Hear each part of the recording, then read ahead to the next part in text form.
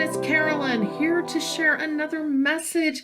Today, I'm just going to chat with you. It's not going to be channeling. Well, it might be because whatever I talk about, often I do channel. But anyway, today I'm going to talk about some things that I've been thinking about doing that we can do that might be a little different and give you some ideas for things while we are in this state of seclusion that many of us, most of us, find ourselves in to one degree or another during all of this with the virus.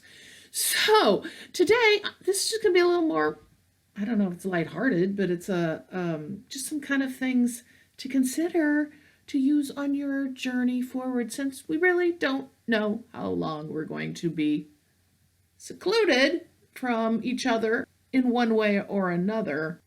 So this kind of came up as I was trying to keep myself lighthearted too, because, it doesn't matter how many channels you do or what kind of gifts we have intuitively, we're still human. So we still have these things come into us where it's like, I'm tired with all this. And it's, really kind of only been a week or two in the sense of people in the US really having to hunker down and think about all these changes and shifts coming with respect to what's occurring with the virus. And we don't know how long it's going to last. So, hey, what better time to live in the now moment? So I just want to offer you a few things that I was considering today that might be opportunities for you to do a little something different in your day when you are secluded.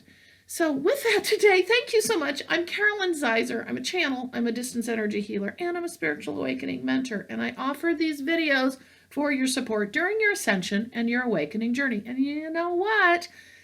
What we're going through right now is all part of the ascension. It's all part of the ascension. And you've seen my other videos recently on this topic. But today, we're just going to talk in more practical terms with some of the things that you might want to consider doing. And there's a gazillion of these things. But right now, it looks like I have 8. So I'm just going to start right in. So I saw something cool the other day. For those of us who can still get outdoors and be in nature and take walks, because there are many of us that still can, oh my gosh, I saw a woman, and I wish I would have come up this myself. I'm staring out my window, and she's taking her walk, and she has a big trash bag, and she's picking up trash with a poker thingy. And, whether you do it with gloves or whatever, that's up to you. But point is she's being very purposeful as she takes her walk. And so the other day I was walking and I was like, oh my gosh, I wish I would have had a trash bag, because look at all this trash that I could have made a difference on. Talk about purposeful during this time. I mean, so she was just walking. I've never seen anybody do that. And I know she was just wanting to get out, because I have seen so many people walking. And so to me, wow, I thought, I am going to do this next time. So I'm going to go for a walk here in the park shortly. And I'm going to go take a trash bag after I get done banging some tennis balls on the backboard at the tennis courts. So again, isolated activity for me, but also kind of purposeful. So I thought that was super cool for those of you who can get out. Why not pick up trash, right?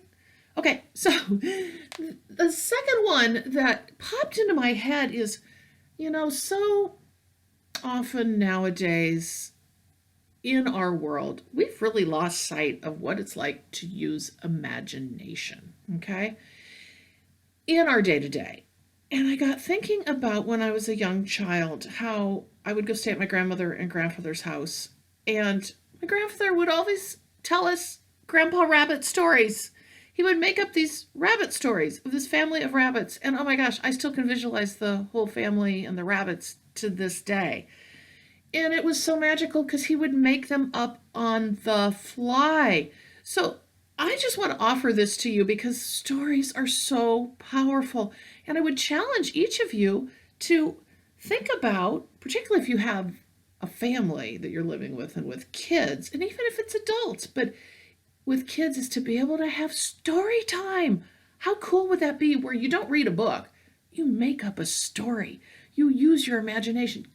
Have your higher self help you be imaginative. Let it flow, because we so often don't do this. And you can come up with a story. I know you can, and it'll be fun, and it'll use other parts of your brain that you haven't used. But think about it, story time. What better time when we're sequestered inside to do something like that every night? And I'm not talking about, it's great to read a book, right? But I'm talking about make it up like my grandfather did. He would just sit and start talking. and he'd have a Grandpa Rabbit story for us. It was the most awesome thing. So maybe you guys can do that using your imagination, that piece of us that we, in so many of our situations, have really kind of lost along the way. And here's another thing. You could even go one step further and you could record it. How awesome would that be? You could record it and share it. Your story that you made up, because now people are loving these kinds of things. Not that they didn't before, but there is real purpose in this now. And you never know when you might brighten someone else's day. So there you go. Telling stories, creating your own stories. Now, this is one that popped in from my spirit team the other day. And they said to me, did you know that the Atlanteans understood the concept of aloneness and quiet time? I said, oh, okay, I did not know that. And they said, yes, everyone, to one degree or another. And they said, okay, they're saying all ages. Yep, all ages. Oh, they're saying had respite time. Time of their own in their own place. And so what they were telling me then, and they seem to be wanting to talk now, what they had told me then was that it was part of the culture. It was part of the society where it was well known that time alone and really doing it for, was it an extended period of time? Okay, they just said every single day for an extended period of time. Very purposeful. Okay, for deep connection is what they're saying. So here's the thing. If you have a family, wouldn't it be cool? Or even a couple? I mean, but a family, I'm kind of thinking family, right? If you're at home with your children, how cool would it be to establish a time frame where you all, at this certain time, for a certain amount of time, retreated to your separate places in your living space, wherever that is for each of you. And for that period of time, it was about you. It was about what you wanted to do. But what's important about this is the timing, in the sense of, is what they're giving me, is in the sense of it was a collective thing, or it is a collective thing with you. So you all go do your thing at the same time. So there's quiet and not other people rustling around the house. And it was also quiet activity. And if the kids want to play music or whatever they want to do, earphones, right? Or something like that. But the point is having that time every single day, I don't know, maybe more than once, where the family secludes themselves to have their own respite time, their own quiet time. And you could even go so far as no technology, or, test yourselves on that, right? I don't know. So I just thought that was interesting, because they flew that one in on me when they were talking about, what the Atlanteans did. They were used to this kind of lifestyle. And I'm like, oh, let's talk about this. Okay, so take that for what it's worth. But it sounds like it might be difficult to employ with a family, but you know what? I don't know. Now's the time to try new things, right? Okay, so the next one is what about, and some of you probably already done this, is get creative and create an online group with a few people. You could set it up so that you ask 6 people who you might not even fully know, but that may be part of, I don't know, a Facebook group, your Facebook friends. And we don't always know our friends on Facebook that well, so that might be quite interesting.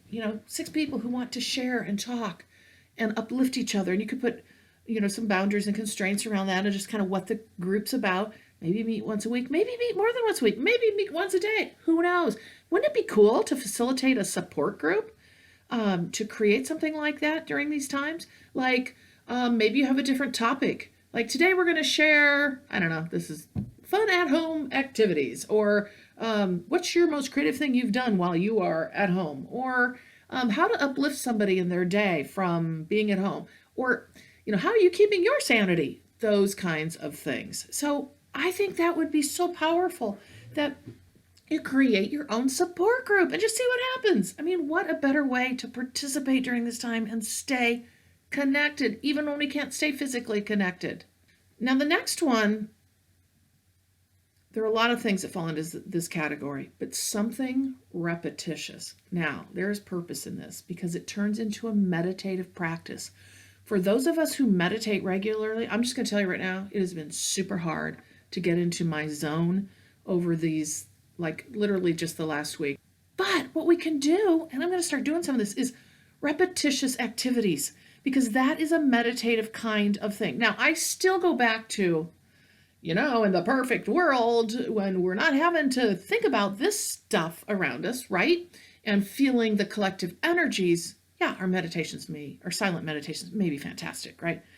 But things like knitting, oh my gosh, is that not meditative, right? Knitting, just get your knitting needles out, okay? Knitting. Cleaning the house. Oh my gosh, can that get obsessive during this time?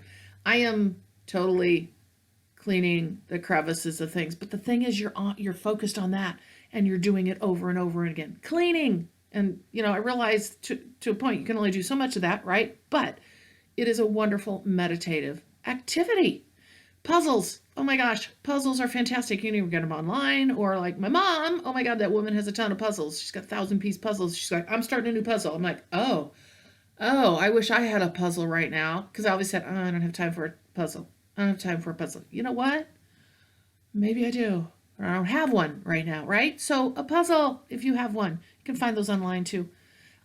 Painting. Something I did the other day. I mean, like stuff I have been wanting to do that I haven't gotten done.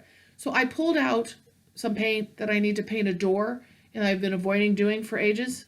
Painting is very meditative.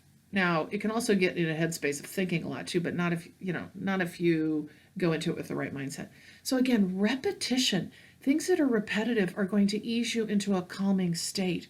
And you'll get stuff done in the meantime, right? Stuff maybe you haven't even thought about getting done in a long time.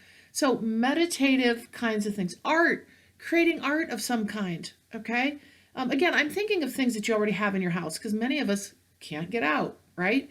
So think about the things that you have in your house if you do have art supplies. Even if you don't, take a pen and a piece of paper and start drawing maybe what your thoughts are each day. You could even publish those. I mean, seriously, like how fun would that be? Like a drawing a day of my thoughts during isolation. Or you can get super creative about this. If you have this time on your hands, you can. And even if you're still working from home, which really kind of, I guess, is a luxury at this point when many of us don't have work, you can find time in your day to carve out and be able to actually do something like this. So, wouldn't it be fun? You could even do, this would be really cool. This came into my awareness. Those little flip books that people used to do, or that we used to have as kids? I don't know. I'm probably dating myself in a big way. But they'd flip and they'd tell a story. Like you could do stick figures. How fun would that be? Those are cool things. Like kids could even do that. So things that you have that you could create out of just like paper that you could staple together or tape together. How fun would that be? So repetitious things, because this is also helping you get into a mind state of calmness. All right. So the other thing I was thinking about, those of you who have your juju gifts going on, like those of you who are energy healers or who do Reiki, I'll just use that as an example, but you can think of a bunch of different examples. Oh my gosh. This kind of goes back to the other one. Couldn't you get an online group together where you put some energy healers together? And what you do is on a particular night, you all focus in on sending energy to the medical community who's stressed to the gills, sending healing energy, maybe sending healing energy to a country, a city, maybe to individuals suffering from this. You can name all kinds of things, all right? So wouldn't that be wonderful? Create a support group. Or you can even do that on your own. Every single person is an energy healer. I'm still here to tell you that we all have these gifts. Don't say you can't do that. Yes, you can. You have a chakra system that energy runs through. You're awakening, okay? And as you're awakening, you're holding more light that you can share, not just by being around, but you can project that out to others. Create your own process. It doesn't have to be anything you learned. Don't go out online and figure out how to do it. You know what you're doing. Just share your love and light out and see your process in your mind's eye. Pick a place. Sit down in quiet contemplation. Light a few candles. Oh my gosh. You will feel amazing. Create your own process. Every single one of you, even if you don't even know what Reiki is, you can send out energy to others because it's about your intent. I can go on and on about this, but again, try it. Your higher self may just show you your process, which is exactly what happened to me. showed me my process. And then how cool would that be? You may end up with a process you want to keep using down the road. You don't need to see the outcomes. That's the whole point, is let go of the outcome. Know that you've participated, okay? We don't have to see the results. You don't have to see the results. The point is, it is because you had the intent to do this goodness, okay? So energy healers, all of you, every one of you, get out there and do something. Try it, okay? Gardeners, okay, so I'm a huge gardener and I'm just itching. I have a pretty big yard, but I don't have all my supplies right now. And I'm like, oh no, what am I going to do? Because, it's end of March. I'm in Iowa. We are ready to plant seeds a few weeks from now, a couple weeks. I don't know if I'm going to be able to get my seeds. So forget that for a moment, right? Plant your garden. Even plant a fantasy garden. Let's say you don't have a yard. You can't create a garden right now. You can create your fantasy garden. What are you going to do when you're done with all of this? Because this is going to end. This will end. We will go back to a new normal, whatever that actually means. We don't know when this is. Of course, we don't know when this is. However, in the meantime, God, there's some really cool online sources where you can actually create your own garden. So go have some fun with that. Create magical gardens. What would you create if you could create anything, even if you can't actually have that in your own house? Or if you can have that in your own house, in your yard, and you want to do a new project, create it. What are you going to build? What kind of plants are you going to have? You can build that together. You can do it online. There are online tools. But being able to put your design together, or being able to put even, say you do pots. Let's say you're in an apartment complex and you have the opportunity to maybe do some pots on a deck as an example. Oh my gosh, you can do some creative pots. What are they going to look like? Okay, what are they going to look like? How cool is that? And I'm going to give you, this just popped back in my mind. What my sister and I used to do when we were kids is when catalogs were a thing and they still used to show up at our in our mailbox. What we would do is we would sit down and we'd take a catalog of all the pretty dresses on both pages, like, say there's 6 on both pages. We say, okay, you get to buy one. You have enough money to buy one. Which one are you going to pick? And it was so fun. We still do that when we maybe go shopping or we're in a city and we see all the big window displays. We're like, okay, which one are you picking? Which one do you get? So you can do things like that with gardening as well. It's so much fun. Or you can even do the thing I just said. You can make that up. You could go online and say, okay, which one?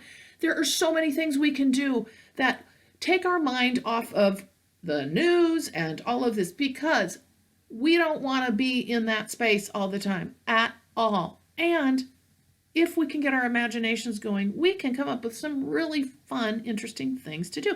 And if you're all alone, like I am, you can still do these things yourself.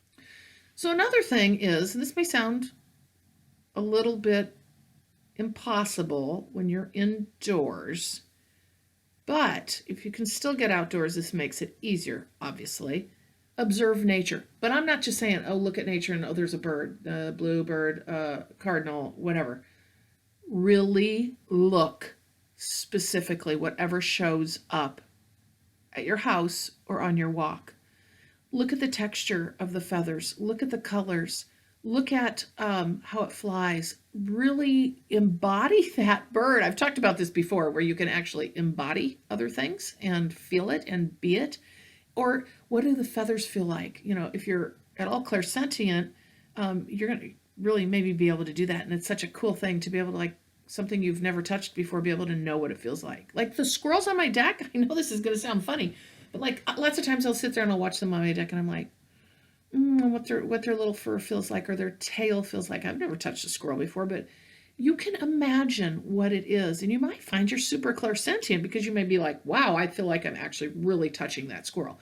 So these may sound like things that you would never have considered in a million years, but really getting down into the depths of this, using your senses, using your imagination, looking at nature in a different way, looking at the trees, looking at the flowers, looking at the details of the buds that are ready to come out in spring in the Northern Hemisphere, in the flowers and the veins and the leaves. Look at things differently. Look at things minutely. Look at how the trees may be trying to tell you something, talking to you on your walks. What are they saying? What are you feeling? This is the time to do these kinds of things and get out of the human rush that we've been in, because I'm going to tell you right now, part of this whole journey we are on right now is a collective smackdown in, I know, a very difficult way, but to I'm just going to say to kind of chill out. All right. There's a gazillion different messages in what is happening right now. One of which is, okay, people, get in the now moment and really be able to become the observer of your environment. Be able to live your life in a way that allows you some centering and some comfort. And what better way to start doing things where you're observing in such a minute amount of detail you have never seen before, and to start seeing your life in a different way. And lastly, the thing that I want to mention to you is to continue the self-care.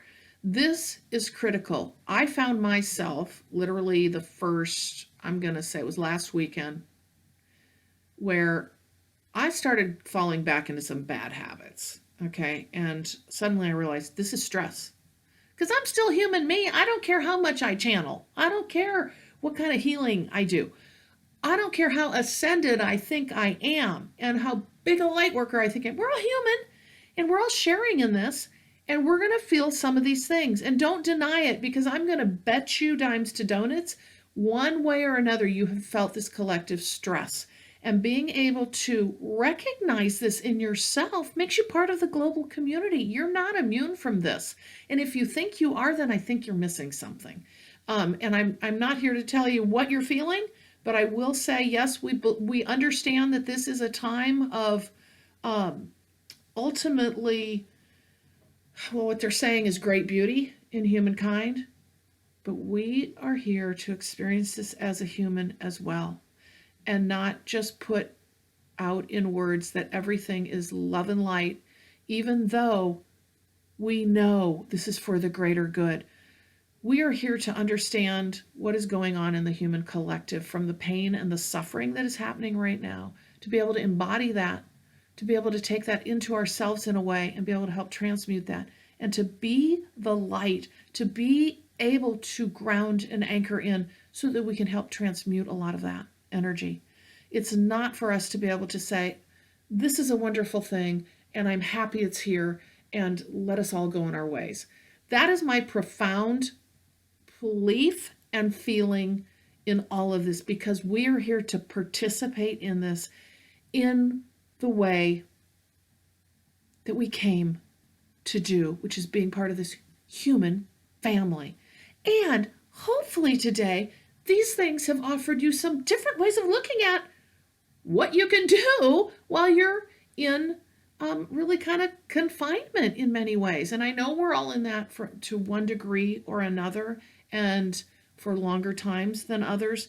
But again, take a look at how you can use your imagination, how you can make this time something more than maybe it has been for you over the last few days, because we are continuing to see changes and shifts in all of this. And yet, as we know, this too shall pass, and we will all be better for this at some point.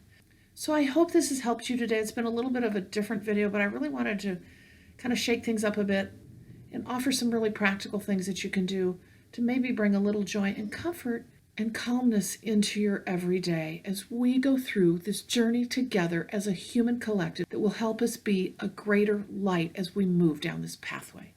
So with that today, I thank you so much for joining me as always. I love your comments. I learn from you guys. And as I always say, purplerainhealing.com. Check out my services where I'm offering distance energy healing, spiritual awakening mentoring, where I work you through your spiritual awakening journey. And I channel prolifically through all of these and help you on this journey as you move forward in these difficult but beautiful times. And I also offer distance energy healing and 3 kinds of channeling sessions. And remember, Celeste and I offer soul journey channeling, where you get an hour of channeled information on your soul journey recorded for you, and we cover what you'd like to know about in your journey as well. So with that today, thank you so much for joining me. I wish you well, and I'll see you in the next video.